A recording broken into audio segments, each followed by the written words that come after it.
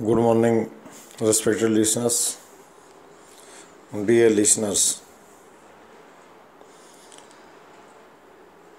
व्यक्ति को अंदर से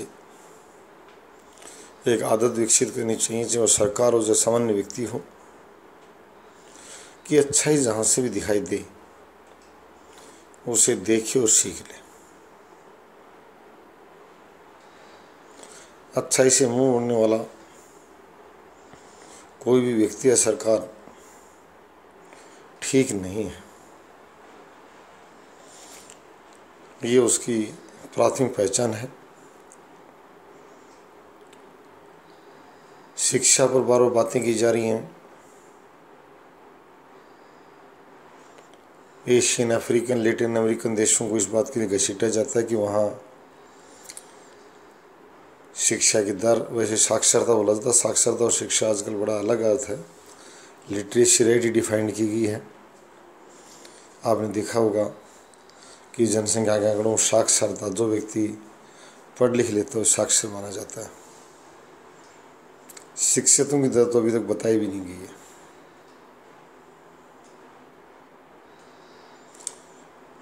प्रबंध के ज्ञान की जरूरत है और भारतीय उपमहाद्वीप, बांग्लादेश, पाकिस्तान और Bharat, old India, gold India, इसमें कोई दो राय नहीं है। ढाका का मलमल और पंजाब की 5 नदियाँ उपजाऊपन के लिए प्रसिद्ध वैश्विक स्तर पर। शिक्षा भी खूब दिखाई दे रही थी। अब भी कहा जा रहा है कि यहाँ के अभिभावक शिक्षा लिए खूब खर्च करते हैं, परंतु हमें किस नाम पर पिछड़े राष्ट्रों मान लिया गया, कम शिक्षित राष्ट्रों मान लिया गया। उनकी यहाँ पढ़ने गए। भारत के वर्तमान और पूर्व सांसद बड़ी संख्या विदेशों पढ़े हुए हैं। मैं उन मेरे प्यारे लाडलों से पूछता हूँ, को ऑस्ट्रेलिया गया था पढ़ने के लिए पर्यावरण की पढ़ाई, कोई प्रबंधन की पढ़ाई लेने गया था, वहाँ से कौन सी पढ़ाई लेकर आए और उसका क्या उपयोग उन्होंने भारत में किया। राजनीति विज्ञान कौन सा पढ़ कर आया है। वरुण गांधी, अरुण गांधी।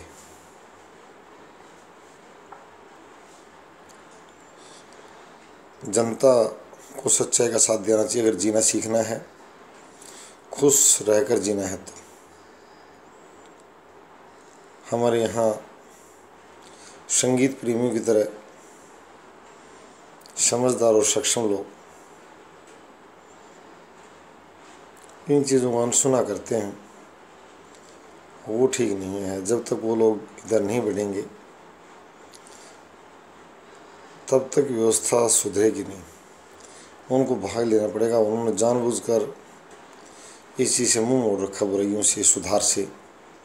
उनके पास अच्छी सी आमदनी है और वो लेजर लाइफ जीते हैं, यानी आरामदायक जीवन जीते व्यतीत करते हैं। और कई बार कहते भी हैं कि हमारी इन बातों से कौन क्या करा, कोई मतलब फर्क नहीं पड़ता। एक बड़ा जमींदार और बड़ा साहूकार उस सच्चाई से दूर चला गया और गरीब दो जून की रोटी मुश्किल से कमाता, वो ये कहते हुए सुनने को तैयार नहीं है कि मुझे रात के चून की व्यवस्था करने दो।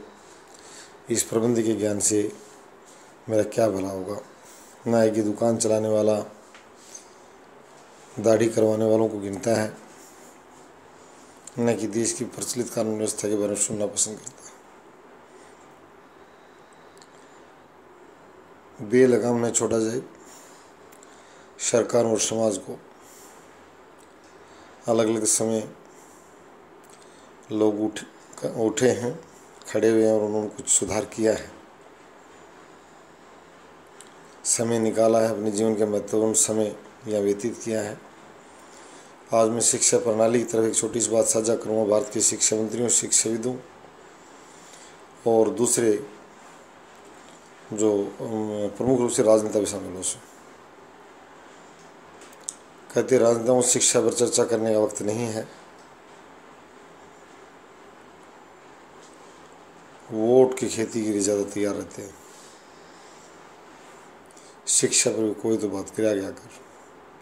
स्विट्जरलैंड के बारे में एक बार IAS अधिकारी बताया था कि मैं वहाँ गया था, अच्छी शिक्षा के बारे में उनकी रुचि भी थी, लगाव था शिक्षा के प्रति। वहाँ बड़ी सरल प्रणाली है कि आपको अगर 9वीं की परीक्षा दी, आप घर पर पढ़े हैं तो 9वीं परीक्षा देनी है तो आप आकर किसी भी दिन ऑनलाइन 9th की एग्ज़ाम दे सकते हैं। MA की देनी तो MA की दे सकते हैं। नहीं मांगी जाती प्रो डिग्रियाँ कि आप BA की डिग्री लेकर आओ। आप अपने ज्ञान को दिखाने के लिए मैं विशेष रूप से अनौपचारिक शिक्षा को बढ़ावा देने की बात करूँगा। हमारे यहाँ देखने में आया कि अलग अलग क्षेत्रों में लोग काफ़ी महारत हासिल रखते हैं। फार्मेसी की दुकान पर काम करने वाला लड़का एक बड़ी डिग्री धारक से ज़्यादा ज्ञान हासिल कर लेता है और रुचि पैदा होती है कि मैं भी फार्मा की परीक्षा दूं, तो उसे +2 साइंस अनिवार्य नहीं किया जाए। अगर वो फार्मा क्षेत्र में महारत हासिल है तो उसे आने दिया जाए। लॉ के वहाँ डिग्री लेने वाले को लॉ की डिग्री लेने दी जाए और इंजीनियरिंग की उपाधि लेने वाले इंजीनियरिंग की उपाधि दी जाए। यानी स्विस जैसी व्यवस्था है। हमारे यहाँ बार बार कोई सक्षम और समझदार कोई नागरिक अगर खड़ा होता है तो स्विट्जरलैंड का उदाहरण देता है कि वहाँ मानव जीवन शैली अच्छी है, वहाँ के प्रबंधन ने लोगों का जीवन सुगम बनाया है। तो शिक्षा पर इस तरह की सुधार किए जाएँ, ढेरों बातें न ला दी जाएँ, खुलापन, उद्योग और अर्थव्यवस्था और दोधारीकरण की बात की कि ग्लोबलाइजेशन, परंतु शिक्षा के ढांचे को सिकोड़ने का प्रयास किया गया इन सभी देशों में। और इसीलिए यहाँ के जो धनी समाज विदेशों में जाता है कि वहाँ कम शर्तें थोपी जाती हैं। भारत के MD यानी रोहतक के सिद्धांत विश्वविद्यालय रोहतक के एक प्रोफेसर ने बताया था कि मैं विदेश गया था, वहाँ सरल तरीकों अपनाया गया है, इसलिए हमारा धनी वर्ग वहाँ जाता है। इनको वहाँ पढ़ने में जायका मिलता है, जायका यहाँ भी पैदा किया जाए, तनाव पैदा नहीं किया जाए। एक बच्चा किसी कारण से विद्यालय में नहीं पहुँच पाया, घरेलू परिस्थितियों चलते, तो उसे परीक्षा वंचित करने का धारणा बनाया गया। थोपने और कुचलने के तंत्र पैदा न कर शासन अभिभावक बने नागरिक और विद्यार्थियों का, जो मैं कहना चाहता हूँ, अभिभावक बनने को तैयार हो। बुरी तरह से तपती धूप में दूर दूर से पैदल चल कर अभिभावक तो चिंता करते हैं कि हमारे बच्चों की जो है छुट्टियां भरी दोपहरी में नहीं की जाए। 8 से 12 वो 4 घंटे इसमें काफ़ी मानते हैं, परंतु कई राज्यों की जो सरकारें और शासक चाहते हैं कि इससे कभी शिक्षकों को मजा न आने लग जाए 2 घंटे का, 2-2.5 घंटे का। यानी कि बेकार की बातें थोपना, यानी उन्होंने करोड़ों बच्चों की चिंता न करते हुए बेकार का जहर दिमाग में भर लेना, आवेग भर लेना, वो ठीक नहीं है। तो मैं ये कहूँगा कि मानसिक पवित्रता बनाए रखें। पूरे वैश्विक समुदाय से मैं कर रहा हूँ, ग्लोबल कम्युनिटी से, कि प्योरिटी लेके आएँ, होली आइडियाज़, आइडियल आइडियाज़, तब काम चलेगा। ये एक दूसरे को मुझे क्या मतलब, मैं ये ह्यूमन नेचर वो कहते हैं ना कि धर्म है कहाँ, लोग गए धार्मिक होती जा रहे हैं और बड़ी संख्या में अशुद्धता बढ़ रही है। धार्मिक होने पर तो सारे धर्म ठीक शिक्षा देते हैं, परंतु समस्या तब खड़ी होगी लोगों ने धर्म नाम को ग्रहण कर रखा है, अशुद्धता तेजी से वैश्विक समुदाय पर बढ़ रही है।